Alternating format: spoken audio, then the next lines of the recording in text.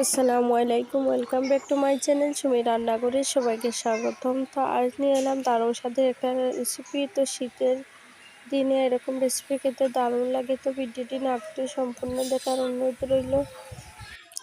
তো এখানে আমি 250 গ্রাম ফ্রান্স ফিশি নিয়ে নিয়েছি আর 4টি ডিম নিয়ে নিয়েছি। এবার এটাকে রান্না করব। তো এখানে আমি মশলার উপকরণগুলি নিয়ে নিয়েছি।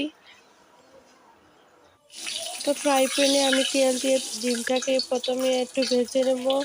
তো প্রথমে আমি লবণ দিয়ে দিয়েছিলাম, তারপর ডিম, এবার হলুদ গুঁড়ো আর লঙ্কা গুঁড়ো দিয়ে একটু ভেজে নিলাম। তারপর দিলাম রসুন আর পেঁয়াজ কুচিটা দিয়ে খুব ভালো করে নাড়াচাড়া করে দিয়ে দিলাম গুঁড়ো মশলাটা। তো এখানে 1 চা চামচ হলুদ গুঁড়ো, 2 চা চামচ কাশ্মীরি লাল লঙ্কার গুঁড়ো, লবণ, জিরা গুঁড়ো, বাকর গুঁড়ো অ্যাড করে দিয়ে বিচিটাও অ্যাড করে দিয়ে খুব ভালো করে নাড়াচাড়া করে নেব। তারপর পরিমাণ মতো জল দিয়ে কয়েকটা কাঁচা লঙ্কা দিয়ে এটাকে 10 মিনিটের মতো একটু রান্না করে নেব। তো 10 মিনিট পর ফিরে এলাম, দেখুন রেসিপিটি একদম রেডি হয়ে গেছে। তো একটু নাড়াচাড়া করে দেখে নেব। তো বীজটা একদম ফাটা ফাটা হয়ে এসেছে।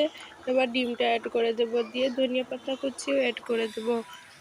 তো দেখুন একদম রেডি হয়ে গেল আজকে পলাশের বিচি দিয়ে ডিমের এই রেসিপি। তো মাছ মাংস না থাকলে এই রেসিপিটি দিয়ে দারুণ হয় খেতে। তো আজ এই পর্যন্ত।